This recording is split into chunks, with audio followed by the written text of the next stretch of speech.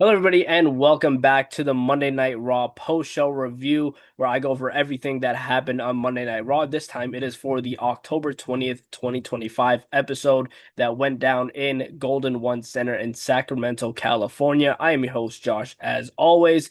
I will be going over Monday Night Raw. As always, I am live on TikTok as well, so I will be looking over at the chat often. And I also have all my notes for Monday Night Raw. When's Jacob Quinn coming back? I haven't asked him yet. I don't know, man. I don't know. I don't know when he's coming back. Um, that's an OG right there, man. Um, all right, we're gonna get through Monday Night Raw.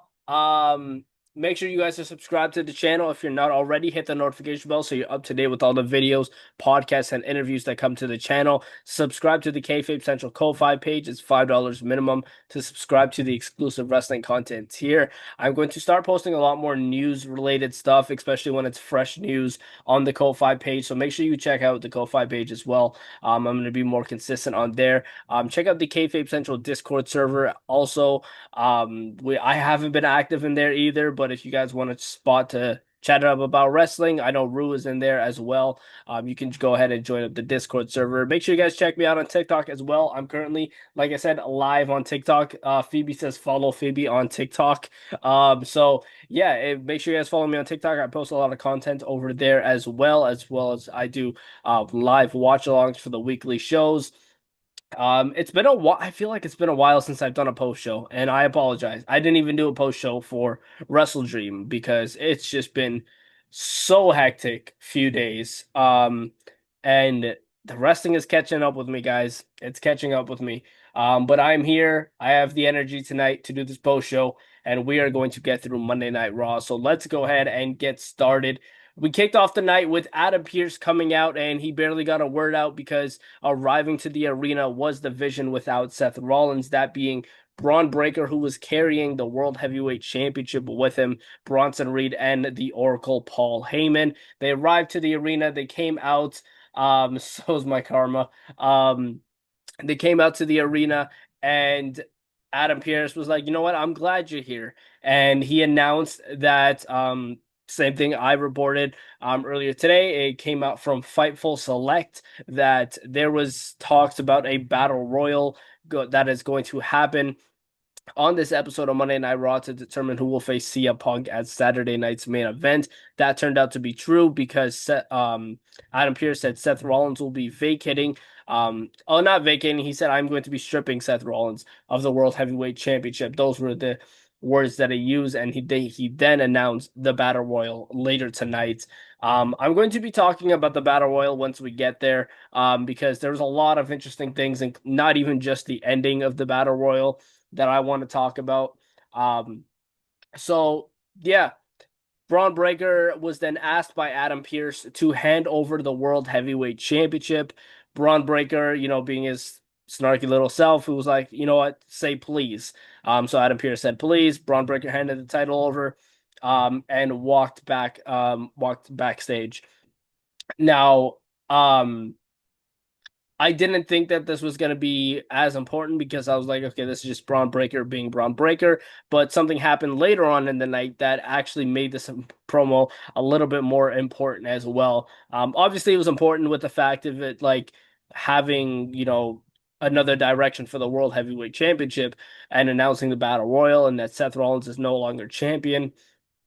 I feel bad for Seth Rollins, man. The guy was finally at the mountaintop because for years, it was like Roman Reigns. He was always trying to keep up with Roman Reigns, and he's been very vocal about that. And when he finally reaches the mountaintop, once again, he gets hurt. You can't help but feel bad for the guy, man. But speedy recovery, for Seth Rollins, hopefully, and hopefully he's back sooner rather than later. So that was that. Backstage, Finn Balor and JD McDonough weren't happy that Dominic Mysterio got them a title match tonight against AJ Styles and Dragon Lee, also known as AJ Lee. They weren't happy about that. They told Dom to handle Rusev on his own tonight, and they're going to handle their business on their own tonight as well. Roxanne Perez was there to comfort Dominic Mysterio.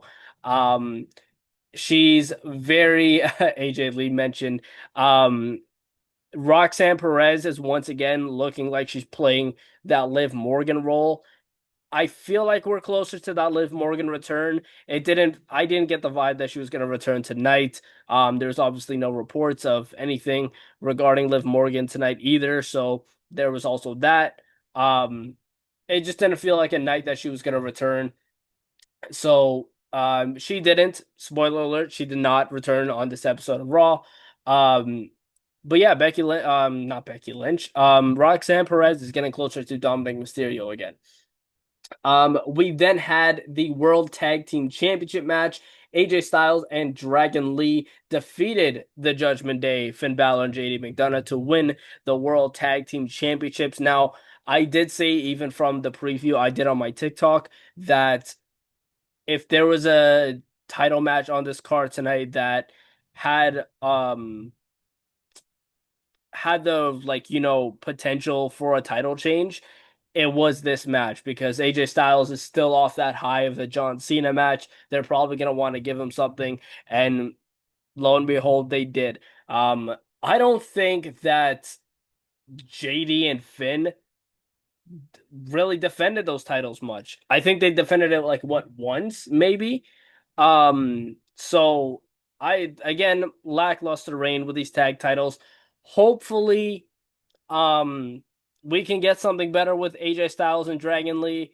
I'm hoping that's the case because man, these tag titles are just they're cursed almost. That's how it feels because man, there's not there's not been any good things to come out of this World Tag Team Championships.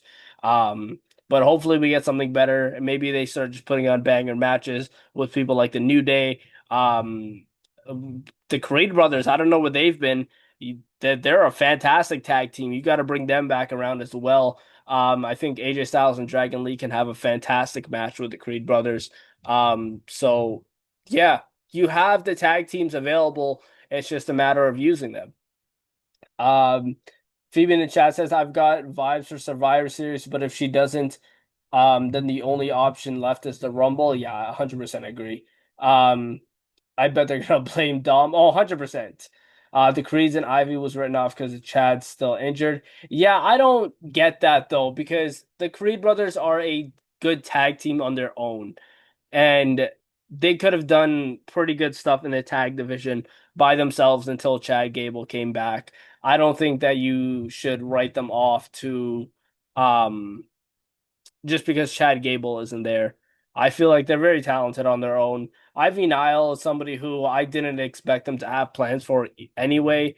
Even though she's pretty talented as well, I think she's really underrated. Um, but yeah, but Ivy is still doing wrestling stuff because she was wrestling for main event. Um, this what is she wrestling for main event now? I barely watch main event, so that's good. She's still at least getting some in ring repetitions in. Um, After that backstage, the Usos had a little bit of a disagreement, but ultimately they were pretty much like, Jimmy told him that he's going after everybody in the battle royal and including Jey Uso, and Jey Uso said that's fine. They shook hands. They're like, we're good.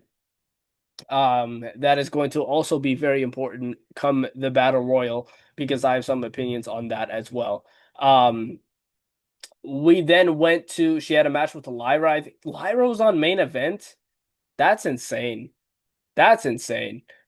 Um, we then had the men's Intercontinental Championship match. Dominic Mysterio defeated Rusev by pinfall to retain. Obviously, Dominic Mysterio slimed his way out of this one. He used the hammer for the ring bell as again. Um, yeah, man, just slimed his way out of it. Penta got involved as well. I can see Rusev putting the blame on Penta. Spoiler alert for the Battle Royal, a little bit of a spoiler.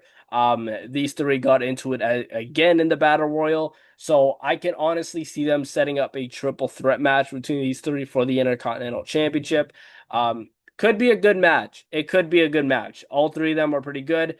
I am seeing more and more what Stu was talking about on the podcast with Rusev just trying to act scary. Um, the guy's scary looking enough. Like he's a big dude. He doesn't need to do all this unnecessary yelling. And it just you don't take him seriously when he's doing all of that.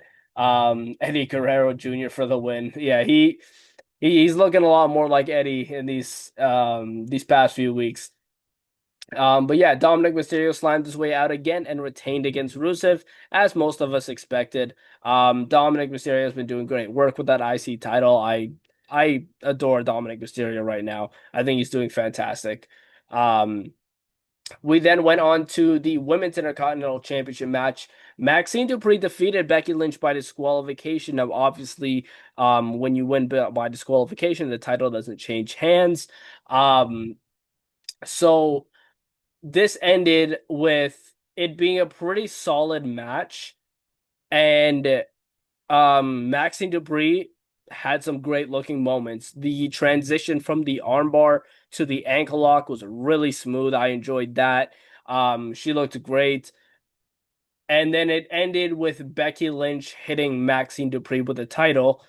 And you would think that after the match, when Becky Lynch attacks Maxine Dupree, someone's going to come out for the save. And I think a lot of us, including myself, was hoping that it was going to be AJ Lee. Not the case. Because Becky hits her with the title, causes a disqualification, beats her up after the match, and walks away. And that's it. So I don't understand. I honestly don't see where the story's going. They built this Maxine Becky match and not to have Maxine win. Yeah, I didn't think that she was gonna win, but I don't understand why we can't put Becky Lynch over Maxine Dupree. Do we actually have big plans for Maxine Dupree to eventually win that title off Becky Lynch? Where is AJ Lee gone? There's a lot of questions regarding this Women's Intercontinental Championship right now, is specifically pertaining AJ Lee, because where has she been? Right? I've been saying for weeks on the podcast that it could just be that she's trying to get better in the ring until she can come back and have a good match with Becky Lynch. That's very possible, but it's been a little bit over a month now. And this title division is getting a little bit stale. Um, we have Io Sky not doing anything as well because after that, Asuka and Kairi Sane bragged about breaking the nose of Rhea Ripley. She is dealing with a broken nose. It actually happened at a live event in Japan. So um, she's dealing with that, and the Kabuki Warriors started talking about the tag team titles and the tag team division and saying the Kabuki Warriors are officially back. Now, Rhea is injured. The Kabuki Warriors seem to be focused on tag gold, and it looks like we're gonna potentially, um, we're going to eventually get the Kabuki Warriors versus Alexa Bliss and Charlotte Flair, for those tag titles, for those women's tag titles. Where does that leave Io? And I think you, if anything, you can do Io versus Becky Lynch for the Women's Intercontinental Championship. If you really have nothing for Io to do, um, as good as a match of Stephanie versus Io would be, we've seen that already. I don't really have interest in seeing that again. It's not fresh. Um, and it would just end up being Stephanie retaining anyway. Um, I didn't really enjoy Io Sky's reign as Women's World Champion. As good as she looked with the title, I didn't enjoy the reign itself. So, um, I don't know, man. I really don't know because it's a weird one. It's a weird one because I don't understand why we can't put Becky Lynch over Maxine Dupree. And that's not a knock at Maxine Dupree, but this is not someone that they've really showcased until the past couple weeks. So I'm really curious. I will say Maxine Dupree has like she looked like she has been working her ass off. And you can really tell that she's been putting in the hours in the ring and in the gym to look better and wrestle better. So she looked great tonight, and I will give her that.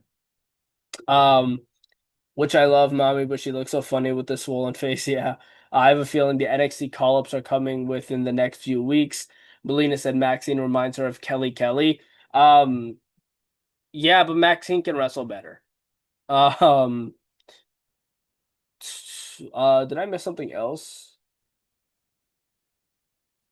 AJ Lee has genuinely been gone for a month. I'm this close to filing a missing persons. I can't read today apparently. Yeah, AJ Lee's been gone for a while, so I don't know where they're going with this at all. Um, we then backstage had Paul Heyman talking to Adam Pearce. Remember, I mentioned earlier the segment actually had meeting later on in the night because Paul Heyman went to Adam Pearce's office. Adam Pearce opened the door and he told Paul Heyman that he is removing Braun Breaker and Bronson Reed from the Battle Royal later on in the night. Paul Heyman wasn't very happy about this, and he asked for Braun Breaker and Bronson Reed to be added back to the match, and Adam Pearce told him to say please. Paul Heyman obliged, he said please, and Adam Pearce still said no. So very interesting there, but even more interesting is Paul Heyman after was confronted by the Women's Intercontinental Champion herself, Becky Lynch. Um, Paul Heyman, stepped back a little bit. He said, I understand why you're mad, but there's still a spot for you in the vision. You can have your hot husband at home and your adorable Oracle on the road. Becky Lynch was not having it. She told Paul Heyman that her and Seth Rollins never trusted him, and they were surprised that it took him long as it did to turn on Seth Rollins. She also told Paul Heyman that whichever Nepo baby that he aligns himself with, Seth Rollins is going to kill him, but he's not going to lay a hand on Paul Heyman himself. He's just going to make him wish that he did. So very interesting stuff there. I think that was the most interesting aspect of Monday Night Raw.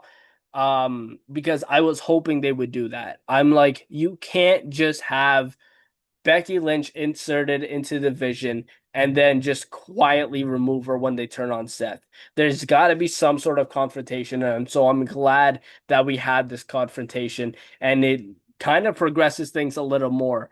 Um, but again, I don't want the main focus to be as much as I wanted this confrontation. Leave it alone for a little bit. You don't need to do much more. Focus on the Women's Intercontinental Championship because that's what's important. You need to have that title defended more. You need to have better rivalries built around that. We got to figure out what's going on with AJ Lee because I am still holding on to hope that we are going to get Becky Lynch and AJ Lee for that Women's Intercontinental Championship and AJ Lee is going to win that title. I still feel like that's the plan, but I don't know. I don't know. It's the WWE. You never know.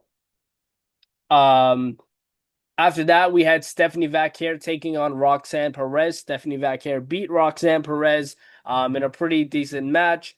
After the match, Roxanne and Raquel attacked Vaquer, but she was saved by Nikki Bella.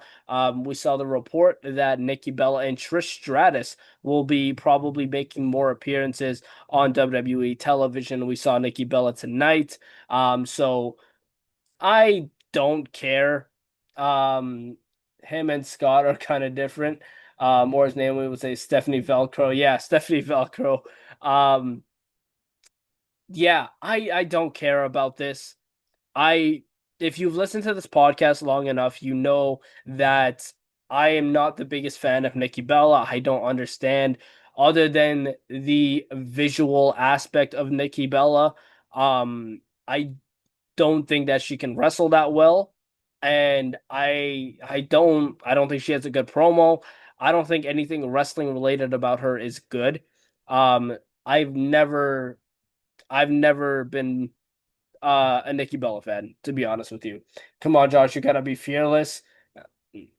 Uh, no. Right, Josh, hold up. Let's clarify something. What are we clarifying?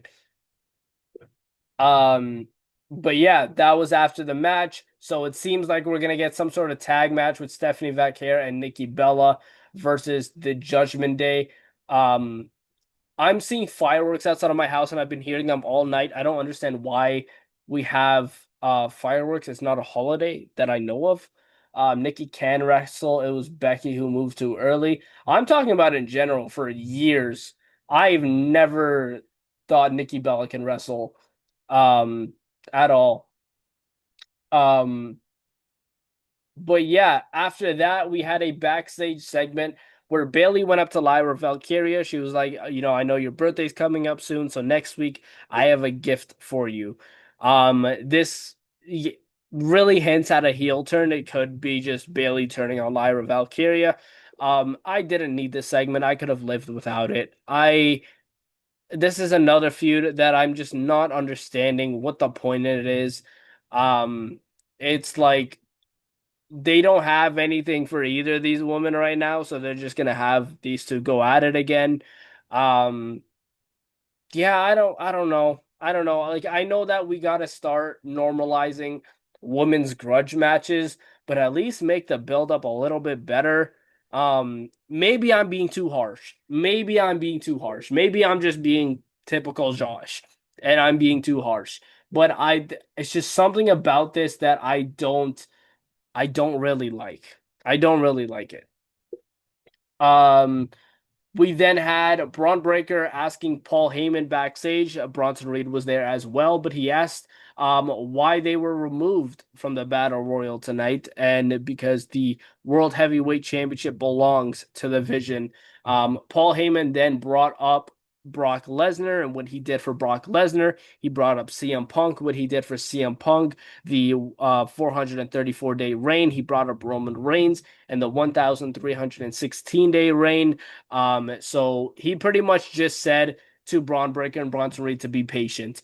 And spoiler alert, Braun Breaker and Bronson Reed were not involved in the Battle Royal at all. So I'm very, very curious as to where we go from here. Um, and we'll get into the rest of the Battle Royal. Um, but before we got to the Battle Royal, Nikki Bella told Stephanie Vaquer that she will always have her back. Vaquer told her the same thing. They talked about the Judgment Day. So like I said, it seems like we're gonna get a tag match, but it also seemed like a little bit like Nikki Bella might turn on Stephanie Vaquer soon. Again, I don't have any interest in Stephanie Vaquer versus Nikki Bella, guys. And that it's not me being hard. I just don't. I like I said, I don't like Nikki Bella, and it's not the fact that I don't hate Nikki Bella. I think she's fine, but like as a wrestler, I don't enjoy her on my TV at all. So if that's the route that they're going, I feel like there's a lot of different routes and better routes that they can go. I feel like Stephanie Vaquer and Roxanne Perez for the women's world title would have been fine at a pay-per-view, like a Saturday night's main event, but obviously not the route that they're going. Or even if you did Vaquer versus Raquel Rodriguez, I'd enjoy that. Which YouTube and Spotify, Nikki Bella said the exact same thing to her sister Brie Bella in 2015. We then had the World Heavyweight Championship number one contenders Battle Royal. Now, I have an issue with the members that they added to the Battle Royal, and now I know you don't have a lot of depth on that Monday Night Raw roster, so I understand why they threw in people like Ivar and Kofi Kingston, Grayson Waller. Um, we obviously knew they weren't gonna win it. They had the entire Judgment Day in there. Finn Balor, JD McDonough, and Dominic Mysterio was in there. Um, Towards the end, the final four ended up being Jimmy Uso, Jay Uso, Dominic Mysterio, and LA Knight. Um, Towards the end, Jimmy and Knight were fighting on the apron. Jay Uso then came up from behind and eliminated them both. Jimmy Uso was not happy. Dominic Mysterio tried to pull a fast one and eliminate Jay Uso. I was very excited that Dominic Mysterio might actually win, but then Jay Uso won the Battle Royal and is going to face CM Punk for the World Heavyweight Championship. Um, I have issues with this because I'm I'm trying not to sound like like an ass because I feel like I've been sounding like that a little bit throughout this post show, and that's not what I'm going for. But why did Jey Uso need this? And better yet, why did we need to do a whole battle royal just for Jey Uso to win? I don't understand that. And I've said it before, I don't have any interest in Jey Uso chasing the World Heavyweight Championship. I don't. I think that him and Jimmy Uso, Roman Reigns, should be doing their own thing. The Uso should be reforming, performing in tag team wrestling. And again, this makes it harder to reunite the Usos, in my opinion, because you're making Jey Uso feel more important. And that's not good if you ultimately want to reunite the Usos as a full-time tag team down the road. Um, and what a shocker, the overrated one won yet again. If this has a story, then maybe I'll actually like him.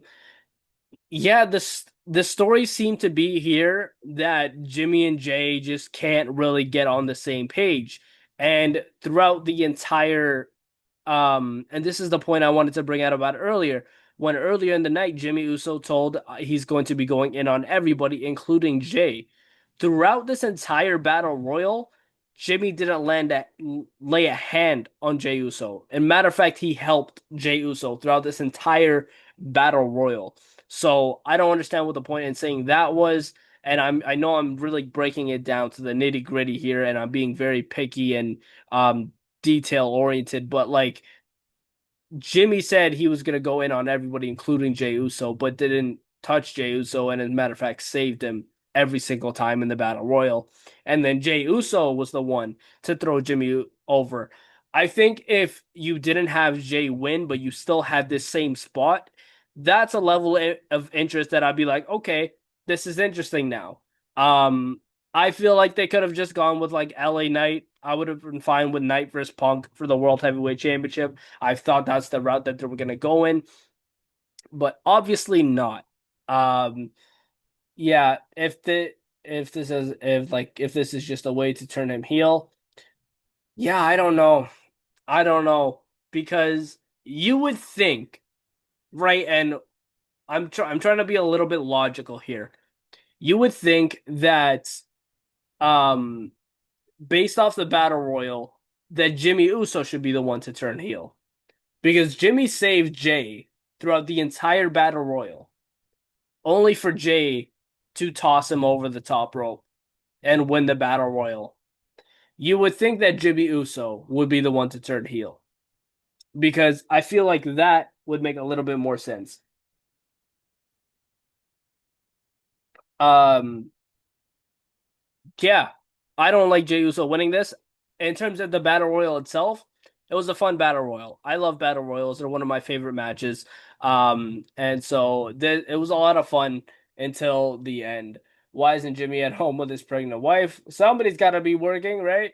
Somebody's got to be working. And Jimmy is part of a pretty important storyline right now, so um, I'm sure Jimmy's gonna be there as much as he can. He's probably traveling back and forth home to shows. He's probably living a very busy life right now. So, um, let's cut the guy some slack. Cut him a little bit of slack. He's probably really busy right now. And he's gonna be even more busy once his child is born. So, yeah, happy for Jimmy Uso and Naomi, but like back to the Jey Uso thing, man. I don't understand it. I don't.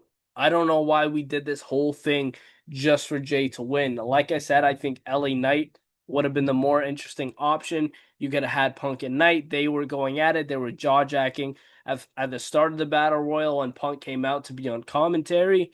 Yeah, and Naomi's just eating homemade benefit made by Album Fire and Piper Niven.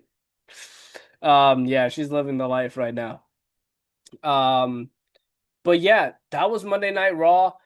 As a whole, Monday Night Raw, I felt like was really up and down today.